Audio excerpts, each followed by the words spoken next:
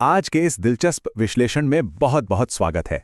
George Wilhelm Frederick Hegel नाम सुनते ही अक्सर लोग घबरा जाते हैं, है ना? उनका दर्शन बहुत अमूर्त माना जाता है। लेकिन एक इतिहासकार के नजरिए से देखें तो उनके विचार आज भी उतने ही प्रासंगिक हैं। आज हम इस बात की गहराई में उतरेंगे कि कैसे हेगल के इन जटिल ऐतिहासिक विचारों को आज के आधुनिक कॉरपोरेट नेतृत्व और टीम डायनेमिक्स के व्यवहारिक ढांचों में बदला जा सकता है। तो आइए बिना किसी देरी के इस रोमांचक वैचारिक यात्रा की शुरुआत करते हैं। हमारे आज के सफर के मुख्य पड़ाव कुछ इस प्रकार रहेंगे। हम शुरुआत करेंगे ऐतिहासिक परिवर्तन के इंजन को समझने से, फिर मालिक दास की शक्ति गतिशीलता की गहराई में जाएंगे, स्वतंत्रता और नैतिक जीवन पर चर्चा करेंगे और अंत में देखेंगे कि योग्यतावाद और कॉर्पोरेट गवर्नेंस में ये सिद्धांत कैसे लागू होते हैं। तो चलिए सीधे अपने पहले विषय की ओर बढ़ते हैं, ऐतिहासिक परिवर्तन का इंजन। अक्सर ये सवाल उठता है कि हेगल की भाषा इतनी जटिल और घुमावदार क्यों है। सच तो ये है कि इसके पीछे एक बहुत बड़ा ऐतिहासिक कारण था। 19वीं सदी के प्रशा में सेंसरशिप का माहौल बेहद सख्त था। उस राजनीतिक दबाव ने हेगल को बहुत सतर्क रहने पर मजबूर कर दिया। मौजूदा सत्ता की सीधे तौर पर आलोचना करना खतरे से खाली नहीं था। उनके कुछ सहकर्मियों को तो अपने विचारों के कारण जेल तक जाना पड़ा था। इसलिए उन्होंने जानबूझकर एक बेहद अमूर्त लेखन शैली विकसित की। उनके विचारों में एक छिपी हुई क्रांति थी, जिसे समझने के लिए हमें उस वैचारिक आवरण को हटाना पड़ता है। हेगल के दर्शन का एक बहुत ही दिलचस्प और केंद्रीय विचार है गाइस्ट, यानी आत्मा या मन की अवधारणा। उनके लिए ये किसी एक इंसान का व्यक्तिगत मन नहीं है, बल्कि पूरी मानवता की एक सामूहिक चेतना है। ये चेतना समय के साथ इतिहास के माध्यम से विकसित होती है। कल्पना करें कि पूरी मानव प्रजाति बड़ी हो रही है, बिल्कुल एक बच्चे की तरह, जो अपनी एकदम सरल मासूमियत से शुरुआत करता है, ढेरों संघर्षों और गलतियों से गुजरता है और अंततः एक बहुत ही परिपक्व, जटिल समझ हासिल करता है। और ये विकास कोई सीधी रेखा में नहीं होता, ये एक खास तरीके से काम करता है। वाद, प्रतिवाद और संवाद। इसे किसी आधुनिक कॉर्पोरेट प्रोजेक्ट के उदाहरण से समझते हैं। मान लीजिए कि एक टीम ने प्रोजेक्ट की शुरुआती योजना बनाई, ये वाद या शुद्ध अनिश्चितता है। फिर दूसरी टीम से इसके खिलाफ आपत्तियां आती हैं, एक संघर्ष पैदा होता है, ये प्रतिवाद है। अब एक कुशल लीडर इन दोनों विपरीत विचारों को मिलाकर एक बिल्कुल नई और बेहतर रणनीति बनाता है। यही संवाद यानी जटिल सामंजस्य है। आज के लीडर्स इसी द्वंद्वात्मक प्रक्रिया का उपयोग करके टीम के अंतर्विरोधों को सुलझा सकते हैं और एक साझा लक्ष्य की ओर बढ़ सकते हैं। आइए अब दूसरे हिस्से पर चलते हैं, मालिक और दास की शक्ति गतिशीलता। ये हेगल की फिनोमेनोलॉजी ऑफ स्पिरिट का शायद सबसे मशहूर विचार प्रयोग है, जिसने मानव आत्मचेतना की हमारी समझ को हमेशा के लिए बदल दिया। इसे आज के ऑफिस कल्चर में रखकर देखते हैं।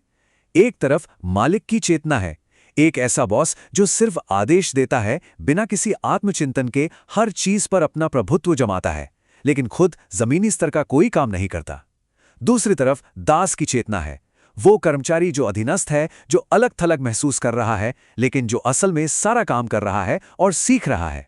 बाहर से देखने पर लगता है कि सारी शक्ति बॉस के पास है, लेकिन हेगल बताते हैं कि असली चमत्कार तो दूसरी तरफ हो रहा है। यहाँ उस अधीनस्थ कर्मचारी के साथ जो होता है वो व्यक्तिगत विकास का एक शानदार उदाहरण है। वो कर्मचारी अपना पूरा ध्यान काम में झोंक देता है। वो नए कौशल सीखता है, समस्याओं को सुलझाता है और अपने श्रम के माध्यम से खुद को बाहरी दुनिया में ढालता है। धीरे धीरे उसे यह एहसास होता है कि इस पूरे कार्यस्थल की सभ्यता का असली निर्माता तो वो खुद है। इस प्रक्रिया से उसका पेशेवर आत्मविश्वास इतना बढ़ जाता है कि उसे स्वतंत्र महसूस करने के लिए अब बॉस की मान्यता या तारीफ की जरूरत ही नहीं रह जाती। और यहीं सबसे महत्वपूर्ण बात सामने आती है, सच्ची स्वतंत्रता। जब उस बॉस को ये एहसास होता है कि वो पूरी तरह से अपने कर्मचारी के कौशल पर निर्भर है और कर्मचारी को अपनी असली ताकत का पता चलता है, तब वे एक दूसरे को समान रूप से पहचानना शुरू करते हैं। कार्यस्थल का वो वर्चस्व वाला संघर्ष समाप्त हो जाता है। हेगल के अनुसार वास्तविक प्रगति तभी होती है जब दोनों पक्ष एक दूसरे को समान मानते हैं और यहीं से सच्चे सहयोग की शुरुआत होती है। अब आते हैं हमारे तीसरे महत्वपूर्ण विषय पर, स्वतंत्रता और नैतिक जीवन। व्यक्तिगत चेतना कैसे व्यापक सामाजिक संरचनाओं से जुड़ती है, ये समझना बेहद जरूरी है। हेगल ने इसे सेटिलिशकाइट या नैतिक जीवन कहा है। उनके अनुसार केवल अपने मन की करना कोई सच्ची आजादी नहीं है, वो सिर्फ एक अमूर्त, नकारात्मक स्वतंत्रता है। सच्ची स्वतंत्रता तो तब मिलती है जब हम स्वेच्छा से समुदाय के उन तर्कसंगत कानूनों और सामाजिक मानदंडों का पालन करते हैं जो सबके लिए फायदेमंद है, यानी जब हमारी व्यक्तिगत स्वतंत्रता और समाज के प्रति हमारे कर्तव्य पूरी तरह से एक हो जाएं।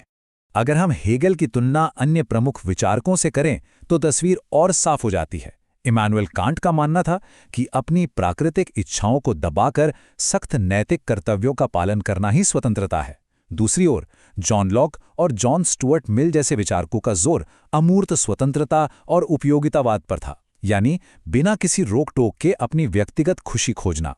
लेकिन हेगल का नजरिया इन दोनों के बीच एक बेहतरीन संतुलन बनाता है। उनका मानना था कि व्यक्ति और राज्य के बीच ऐसा सामंजस्य होना चाहिए जहां नियमों का पालन करना कोई बोझ न लगे, बल्कि वो हमारे अपने ही नैतिक जीवन का स्वाभाविक हिस्सा हो। यह विचार आज के समय में एक बहुत बड़ा सवाल खड़ा करता है। हम एक ऐसे युग में जी रहे हैं जहां आधुनिक व्यक्तिवाद को सबसे ऊपर रखा जाता है।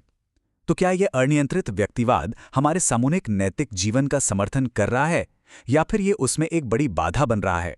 हेगल ने जिस साझा और एकजुट नैतिक जीवन की कल्पना की थी, आज की इस घोर व्यक्तिवादी संस्कृति में उसे बनाए रखना यकीनन एक बहुत बड़ी चुनौती है। इसी चुनौती को आज के डिजिटल परिप्रेक्ष्य में रखकर देखिए।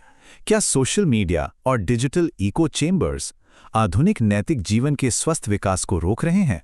अगर हम यहाँ हेगेलियन नजरिया अपनाएं, तो जब लोग केवल अपने ही जैसे विचार सुनने वाले छोटे छोटे डिजिटल समूहों में कैद हो जाते हैं, तो समाज में स्वस्थ वाद और प्रतिवाद लगभग खत्म हो जाता है। यह अलगाव हमें एक साझा वास्तविकता बनाने से रोकता है और समाज में दूरियां पैदा करता है।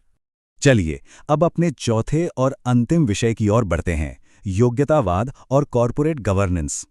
हेगल का राज्य का ढांचा आधुनिक प्रशासन और कॉरपोरेट जगत पर कैसे लागू होता है, ये देखना काफी दिलचस्प है। उनके संवैधानिक राज्य के कुछ प्रमुख तत्व थे, जैसे एक विनियमित नागरिक समाज या बाजार। उनका मानना था कि कॉरपोरेशंस और व्यापार संघ लोगों को पेशेवर आचार संहिता सिखाते हैं।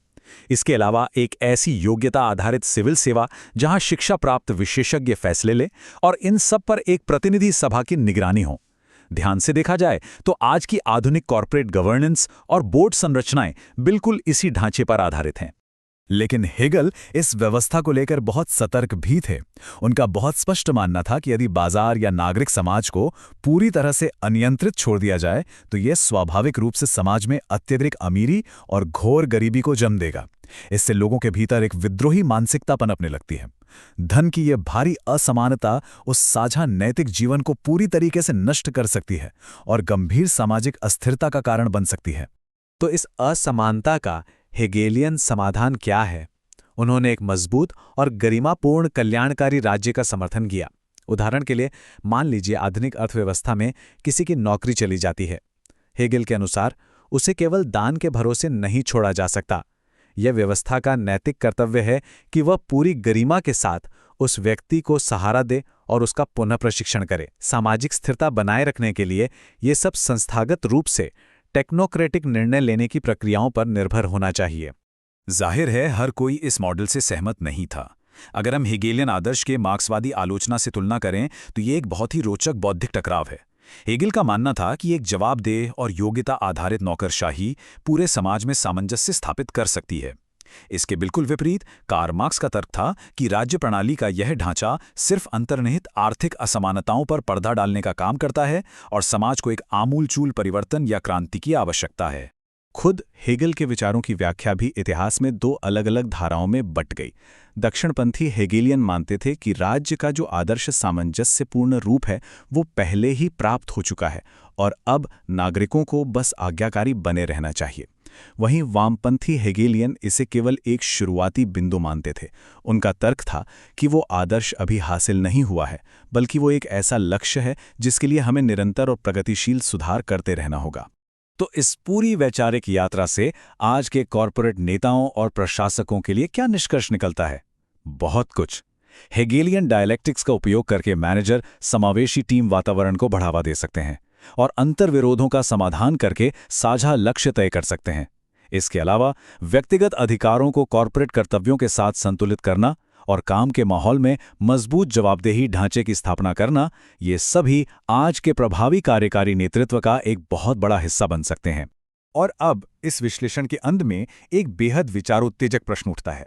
हमने हेगेल के अमूर्त ऐतिहासिक विचारों से लेकर आज की व्यावहारिक बोर्डरूम रणनीतियों तक का सफर तय किया, लेकिन जरा सोचिए, क्या हमारे वर्तमान कॉर्पोरेट मूल्य और कार्यकारी नेतृत्व के ढांचे वास्तव में उस नैतिक, जवाबदेह जीवन को दर्शाते हैं जिसकी कल्पना हेगेल ने की थी? या क्या हम आज भी कहीं न कहीं उसी पुरानी मालिक और दास की गतिशीलता में ही उलझे हुए हैं? इस विश्लेषण ने निश्चित रूप से आधुनिक नेतृत्व को देखने का एक बिल्कुल नया चश्मा दिया है। इस सवाल पर गहराई से विचार करें और इस वैचारिक यात्रा में साथ जुड़ने के लिए बहुत बहुत धन्यवाद।